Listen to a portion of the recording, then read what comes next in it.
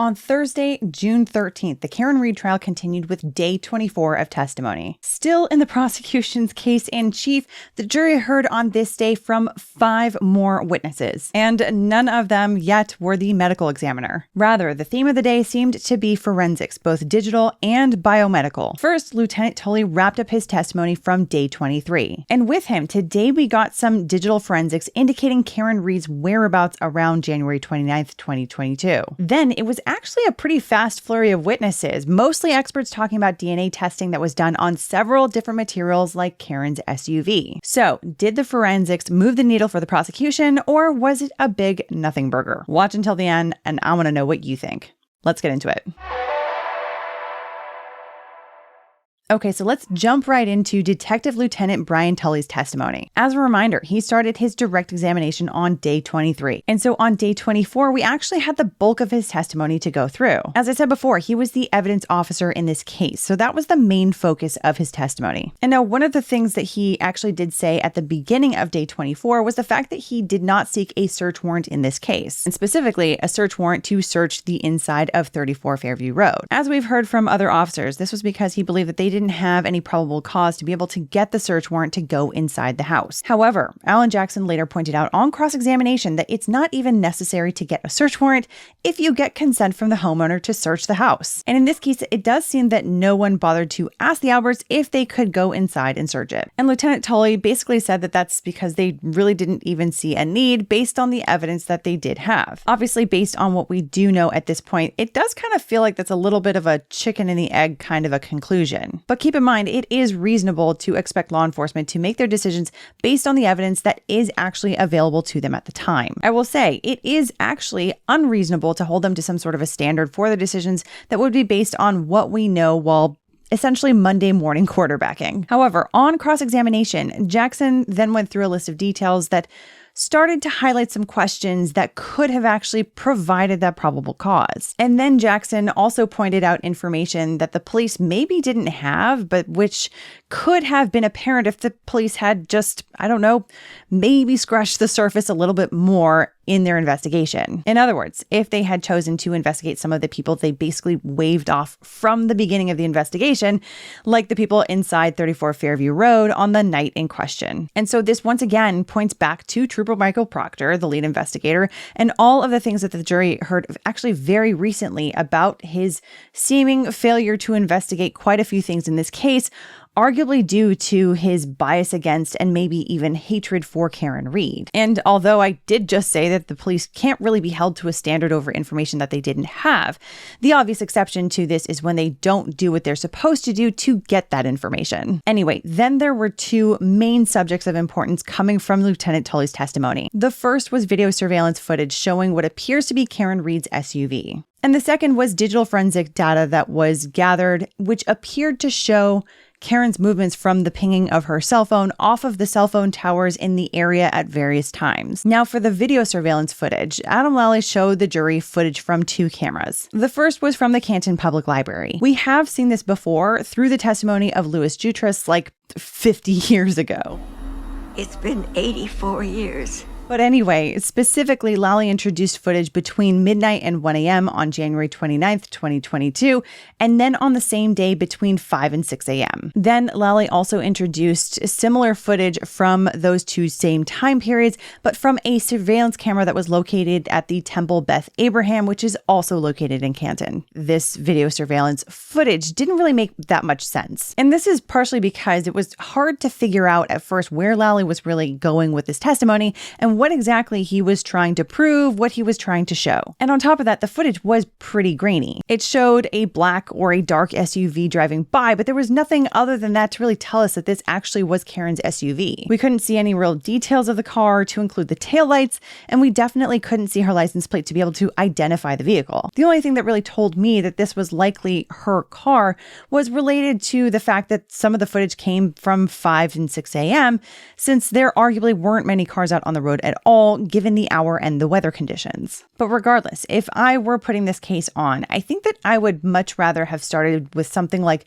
maybe her cell phone data or the data from her car's infotainment system, for example. And the reason for that is that this is coming from information that is much more unique and specific to Karen Read and her specific devices. It would help to pinpoint these points that the prosecution is really trying to make. And also, to be honest, we have also learned in this case that we can't just take the video footage at face value anymore when it comes from the prosecution here. We've seen when they've seemingly tried to sneak in footage without giving highly relevant information to the jury that would give a perhaps different characterization of it. And so instead, I would think that this grainy footage showing a dark SUV passing by briefly on screen could be better used to maybe corroborate this other digital evidence and what that says without asking the jury to use some extra energy to figure out how much they can really rely on it, what they're supposed to do with it. Because ultimately, the corroborative effect of it is really what the value of this footage is regardless. Anyway, the other main subject that came up in Lieutenant Tully's testimony on day 24 was the cell phone tower data showing Karen Read's approximate location at various times on the morning of January 29th, 2022. And for this, Lieutenant Tully provided maps with symbols showing these main locations. There was 1 Meadows Ave, also known as John O'Keefe's house, the Waterfall Bar and Grill, there was Jennifer McCabe's house, there was 34 Fairview Road, and the video surveillance locations at Canton Public Library and Temple Beth Abraham. And then he also showed maps that indicate where the cell phone towers are. Those are denoted on the map as ENB and then a specific tower number. And what he explained was that these cell phone towers will ping against a handheld device like a phone with different levels of strength. As most people can probably understand with the basic use of a cell phone, there are a number of factors that will result in a cell tower's strength or weakness. One of these is the physical distance between the handheld device and the cell tower. The cell phone that you use is going to ping off of the cell tower that is most likely the closest, and specifically the closest one that is working properly. Now, another factor is the density of the devices relative to the tower. This is why you have so many cell towers in urban areas, for example. More cell phones per tower means that they can start to slow down the signal. And this is why you end up having so many cell phone towers in urban areas, for example, because they simply have more people and more cell phone devices. And so it's actually why you can more often than not get a more specifically accurate geolocation from a cell phone tower in urban areas than you can in suburban or rural areas. Anyway, aside from that, you also have physical barriers that might get in the way of a signal. There's things like whether you're on the first floor of a house or the basement, or whether you're in a secured environment that is sometimes intended to cut off signals. Then there's things like forests with a lot of foliage or mountains or hills that can also physically block a signal. So in Canton, apparently what we're talking about is a suburban area that doesn't have a ton of cell signals, but it's also not the most sparsely signaled area either. So to me, this does show some limitation as to how precisely we can draw Karen Read's geolocation at any one time, but we can still probably get a pretty decent idea of it. And so what this showed the jury was basically a generalized area of where Karen Read was based on the specific tower that her phone was pinging off at any given time. So here's what that looked like. At 12:33 to 12:34 a.m. on January 29th, 2022, this tower nearby 34 Fairview Road showed Karen's phone ping. Then between 12:35 and 12:37 a.m., this other one up top showed her phone ping. At 12:38 a.m., this other one up top on the map pinged. Now, these pings all apparently indicated that she was nearby 34 Fairview Road between 12:33 and 12:38 a.m. This so far is consistent with everything that we've heard from both sides. So moving along the timeline between 12:39 and 5:08 a.m., there apparently were a series of calls connected with Karen's phone that used the cell tower just south of 1 Meadows Avenue, John O'Keefe's house. So it seems that we do have confirmation that during this block of time, she was perhaps using her phone a lot, but remaining in the same spot, John's house. Then at 5:16 a.m., we have the first movement since that longer block of time. At this point, her phone pinged off of the tower that's just north of the Waterfall Bar and Grill. So this seems to indicate that around 5:16 a.m., she was right around the waterfall. At 5:19 a.m., she pinged off of a tower farther south. Between 5:20 and 5:30 6:37 a.m., she pinged off of a tower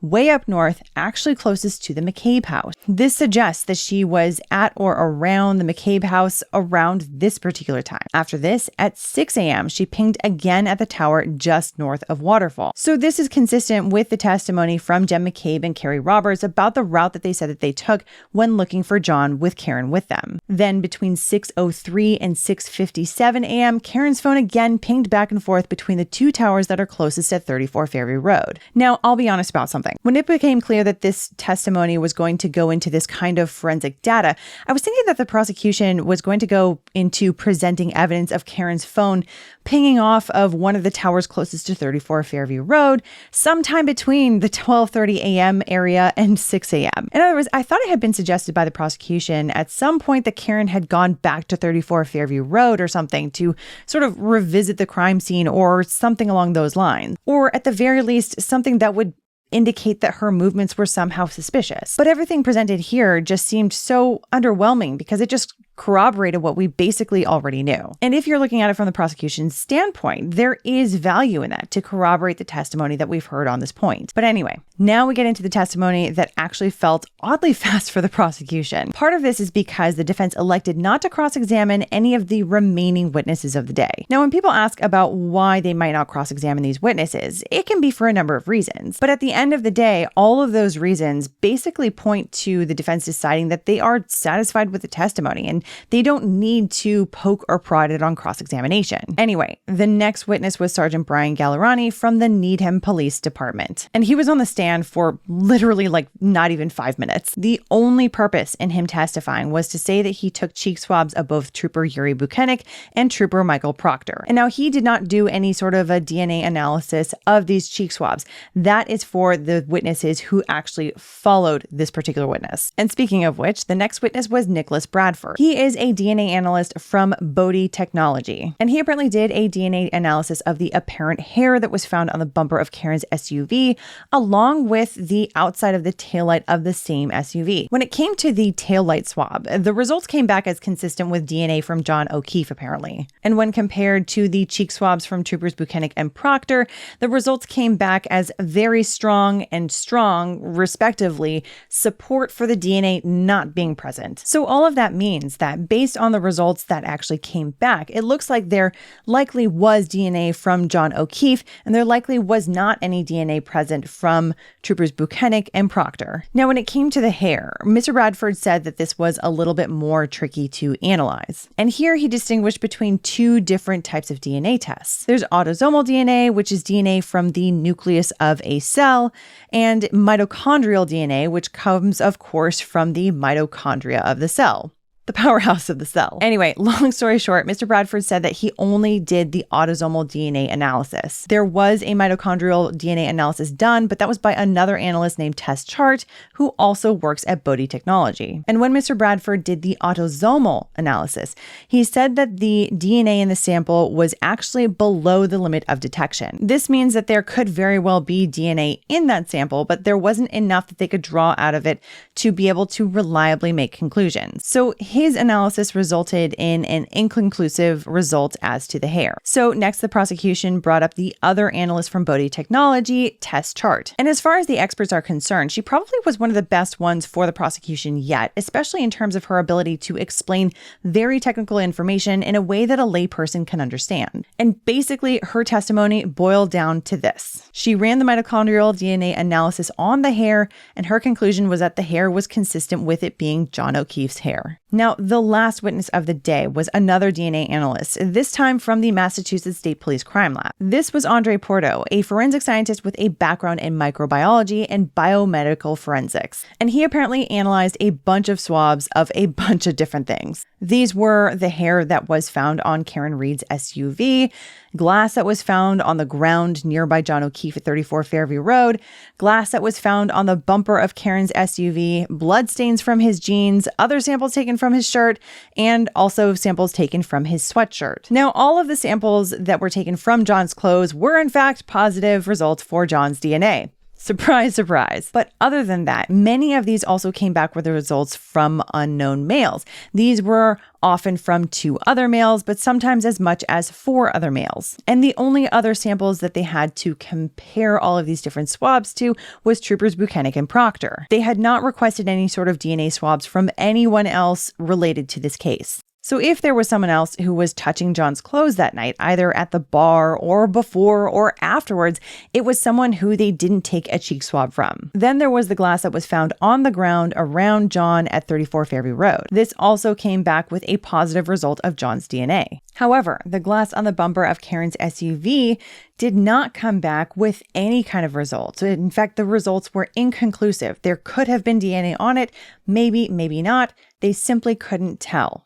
That also was very interesting. So anyway, what does this all mean? When it comes to touch DNA, or even DNA from something like a hair that's been left behind, it can be indicative, of course, of someone being involved in an incident like this. However, we have to be mindful of the greater context in which this DNA analysis is fitting into. For example, it means a lot less in the context where the victim and the alleged defendant spend a lot of time together on a regular basis. Just looking at this from every possible angle, this could be that a hair, just looking at this from every possible angle. This could also be that this was a hair from John O'Keefe that ended up on the bumper as a result of him going into and out of the car earlier in the day on January 28th, 2022. Was there ever a time that they got groceries, for example, and they put everything into the back of the SUV? This kind of stuff is possible. Of course, this is speculation, but really what it is looking into different possibilities and different ways of understanding the greater context of this evidence. And of course, there is the theory that this hair was also planted on the bumper. And as for the touch DNA, first off, it is obvious that John's DNA would be all over his own clothes. But even when we're talking about the touch DNA found on the outside of the bumper of Karen's SUV, it wouldn't surprise me if his DNA could be found on all different angles and parts of the SUV because of the number of times he's been in and out of the SUV. It could also be that after a night of drinking and walking out of Waterfall Bar and Grill to the parking lot before getting into the passenger seat of the SUV, maybe he bumps into the car on various angles. But to put things into a little bit of a different perspective, the times where something like touch DNA is a bit more compelling is where it connects the victim to someone who the victim does not regularly come in contact with. It could be a total stranger or someone that the victim might be actively trying to avoid because they have some kind of history. We could see this in the case of Texas versus Caitlin Armstrong, also known as the cyclist love triangle murder trial. Everything in that trial suggested that the victim was actually trying to stay away from the defendant. And the places where that touch DNA was actually found in the case was much less likely to be in an area where public people are likely to come in contact with. So in a situation like that, the likelihood that the person's DNA is found on the defendant's stuff or vice versa would raise an eyebrow in that context. But here we are talking about 2 people who probably have a lot of trace DNA all over each other and all over each other's stuff because they just have spent so much time together. So all in all this really means for me personally is that this doesn't really say that much that really moves the needle in either direction. This doesn't push me more towards the theory that the prosecution has put forward, nor does it push me towards the defense's theory. And so all in all, it was actually kind of an unremarkable day. There really wasn't much new that we really learned here. But those are my thoughts. What do you think? Do you see more compelling conclusions from the evidence of the day? Is there something that you think I am overlooking here? Let me know in the comments down below. Otherwise, I hope you enjoyed this or at least found it interesting or informative. And if you did, I would love it if you could hit the like button. It does help us with the YouTube algorithm gods. And if you're new here and you want to see more coverage of the Karen Read trial, both in daily recaps and gavel to gavel live streams, be sure to hit the subscribe button and the notification bell. At the moment, we are just within striking distance of 250,000 subscribers. And I would love to see us hit that number before the end of this trial. And if you really want to support the channel, consider becoming a member of Byte Club, either through our YouTube memberships or through Patreon, so that we can continue to dedicate the time and resources for research, analysis, script writing, recording, and editing of these videos. It all does take resources, and Byte Club is one of the best ways that you can help show your support here. If so, links are in the description below. Otherwise, see you in the Day 25 recap.